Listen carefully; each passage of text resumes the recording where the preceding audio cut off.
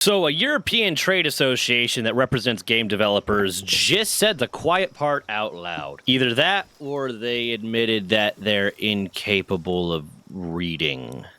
One or the other. Not sure, but... So, a trade association, a European trade association, Video Games Europe, just released a statement on the Stop Killing Games initiative. As you may know, the Stop Killing Games initiative has reached, at this point... Hold on, let's see. At this point, it's at 1.239,804 million. It's at 1,239,804 signatures as of this moment, as of recording. Then the Stop Killing Games initiative is an initiative to prevent video game developers from basically denying access to a game that is like a live service game in particular after they decide they no longer want to continue supporting it. I go into a lot more detail. That's the very bottom line up front. I go into a lot more detail in another video. And there's 1,000 billion, million, trillion, whatever number of videos out on it right now. It's a big deal. And a trade association representing video game developers had issues with that, as can be expected.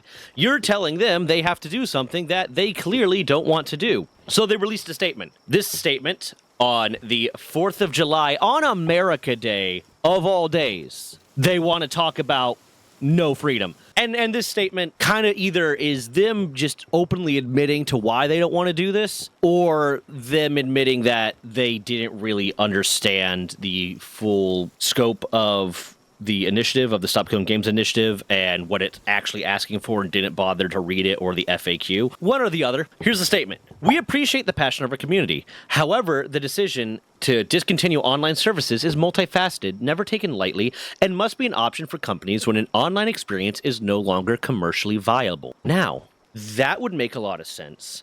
And from my initial understanding, when I was first told about the Stop Killing Games initiative, and I had only heard from it from people that were against it, that was kind of the stance that I took, because I thought it was demanding that they leave the servers open, and they continue to fund the servers even if the money's not there. But that's not what they're asking. So, that statement right there is either stating that they did not read the initiative, they did not read the FAQ, they did not understand what it was actually asking for, because what it specifically says within the initiative and within the FAQ for the initiative is that it is not requiring any further input from the developers. It's not requiring the developers to keep the servers, the current servers that are being hosted by the publisher, alive and continue to put money in them, even if the servers are costing more money than the game is making, kind of thing. It just requires them to remove any restrictions that would allow the player base to host private servers or to access the game in a non-online format and continue to play the game without needing to access the servers that the publisher, the developer, the company itself is providing. So either they didn't read that, or they are straight up saying that this game is no longer commercially viable, and despite the fact that you love this game, we want to take it away from you, so you're forced to buy the sequel or buy the next game or spend more money because it is no longer commercially viable for us to not be making further sales. And I'm sure there is nuance. Obviously, there's going to be nuance to it, but that is, to me, always, like, once I started actually understanding this initiative and what they're talking about, that's always been the biggest attraction for it. That actually makes sense to me of why people are really wanting to not do this, why developers are really not wanting this. Because now, if you have a game that you love and you're going to keep playing it, and and they don't want to support it because they're not making enough money, maybe there's only a few thousand people that are still playing it, and the servers cost a lot more than that, et cetera, you're going to keep playing it whether or not there's a new game out there. Likely there's a lot of old games that I still play to this very day. We understand that it can be disappointing for players, but when it does happen, the industry ensures that players are given fair notice of the prospective changes in compliance with local consumer protection laws. The prospective changes in this situation, in the Stop Killing Games initiative situation that they are talking about, is the game no longer being available, is the game not being playable anymore. It's them basically taking the product back from you. This is similar to, like, you buy a car, and Chevy has made a car that is so good, that you don't need it, but no one else, everyone's buying this car. No one else needs to buy the car again for 10 years, another new car for 10 years. So they go 10 years without making that much money. There's only the new customers and then people going in to take their car in for maintenance. So they're only making the microtransactions of selling a car and, buying the cosmetic upgrades of selling the car, of, buying new decals or buying this extra attachment or whatever it is to make your car look a little bit cooler or run a little bit better than, the base model, et cetera, et cetera.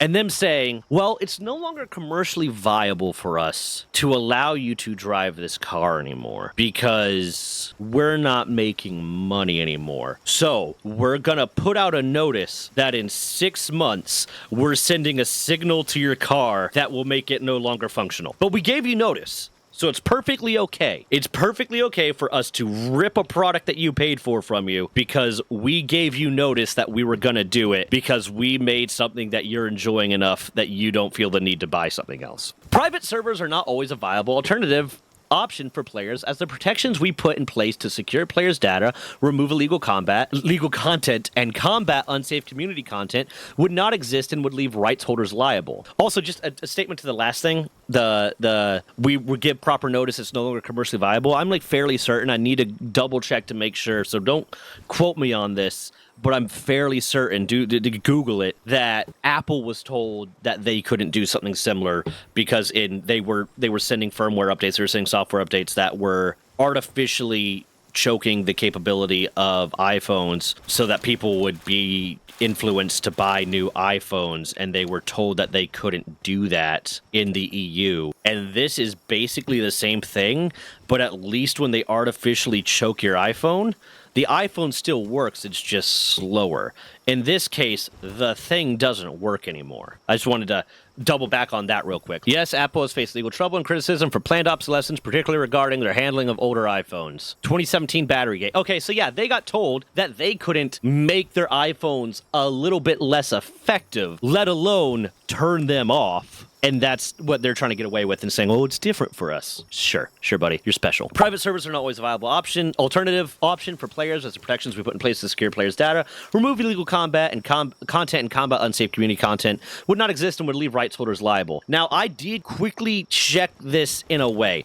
One, if you're saying, oh, we put measures in place to protect your data. Steam just had a data leak. To be fair, that was a complete and inconsequential data leak of just, verification codes, but still, they had a data leak. Sony has had massive data leaks. All these people that are saying we're protecting your data, the data is only being collected because you're forcing it to be collected. What? When I host a private server, I have a private Minecraft server, I have a private This Power World server right here. This one right here is a private server. Yeah, people are logging in through their IP addresses and shit like that, but I'm not collecting any data on that. So then it just becomes a matter of, and yes, cybersecurity, it's possible to do, blah, blah, blah, et cetera, et cetera.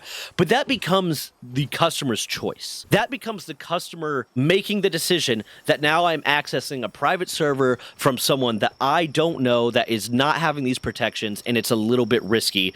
And that's just a choice that they get to make. But Sony and all these other companies are requiring you to sign up for accounts that collect even more of your data, and you have to press that little button that says, yeah, I'm okay with them collecting my data, and then those accounts get hacked all the time. Those servers get hacked all the time. The data gets leaked all the time. So I would rather go with the private server. I'd rather go with the private server that doesn't actively collect all the extra data. Either way, that's, yeah. And two, it's the player's choice. In that situation, yeah, sure, you are no longer providing those protective measures, but the player recognizes that and is actively making the choice to not have their data protected, as well as you might pretend that you are, so that they can continue to play this game, and they're allowed to make that decision. And then further on, I wasn't able to find something specifically, and maybe it exists out there, about whether or not video game developers can be held legally responsible for stuff that is posted on games. But I know other avenues, like social media avenues, can't be, unless they are made aware of it. So right here. Hold on. And I'm looking at the European laws because America has a similar law with the Communications Decency Act, Section 230, which shields online platforms from liability for content created by their users. Basically saying, and in brief, it's a whole thing. I'm not going to go into it right now. Like, if someone wants me to go into the Communications Decency Act, leave a comment, and I might. I'm branching out the type of content I'm making. But the sum for the part that this matters is effectively as long as they, one, with copyright, they have a responsibility to respond to copyright claims and actually take down copyright stuff. But two, as long as they are not aware of it, then they don't have an obligation to monitor content. So if there is some sort of content that is illegal or troublesome or inappropriate, they do not have a proactive responsibility to seek it out and get rid of it. They have a basically reactive responsibility. They have a responsibility when they are made aware of it to get rid of it. And that's the American law. And the European law, the Digital Services Act, is basically the same. So, providing that this kind of falls within that same thing because it is a digital service. So, I couldn't find one specifically about video games. I got to imagine it falls under the same set of laws, and I'll look into that a little bit more if I find more, if someone knows more and lets me know, I'll look into it deeper. But I got to imagine it falls under that same level of protection of, unless they are made aware of it, and it is a server that they are actively hosting and responsible for, they are not liable for things that people put on there. And in this case, it wouldn't be a server that they are hosting. It's similar to if, again, I'm going to use the hammer analogy. If I go and buy a Craftsman hammer and I smash someone on the head with it, Craftsman is not going to get sued, or they might. Some idiot might try to sue them, but they're not going to lose a lawsuit about me using a Craftsman's hammer to hurt someone unless Craftsman took some sort of proactive positive action to encourage me to do that. It's kind of similar to that, and there is active law, the Digital Services Act in Europe, that protects them from something like that. So that's a BS argument. That's just a lie. That's just a boo-hoo. We're the victims here. No, it makes us unsafe if we do this. No, it doesn't. No, it absolutely doesn't. They're not requiring you to keep the servers going. They're just saying make it available that people can host private servers. In addition, many titles are designed from the ground up to be online only. In effect, these proposals would curtail developer choice by making these video games prohibitively expensive to create. No, they wouldn't. No, this would not do that.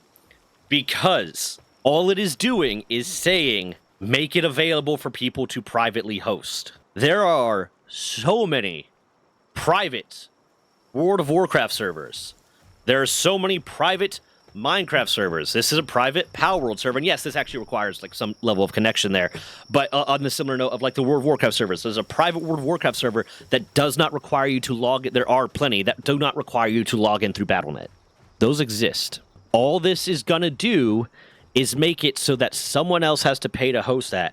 And if there's some dude with the money and the willpower and the desire to pay for or build a server farm that would allow him to, or her to, or they to host a private online only game server, then they can do that. You don't have to build the game to not be online only. You just have to build the game to not have to connect to your private servers after you flip a switch that says we're done supporting this game. That's it. So that second half there just straight up says they didn't read anything. They didn't read they took the most hysterical arguments, the most one-sided arguments that people are making that didn't fully understand what is being said. They didn't read it themselves, or they read it themselves and they are incapable of understanding it through a way that is not them being the victim of this. Or they're making every single excuse for that quiet part out loud part of it not being commercially viable because you're not buying more. That's what it is. That's really what it is if you can continue to play a game you love, even after they're no longer supporting it, you are less encouraged to buy a new game.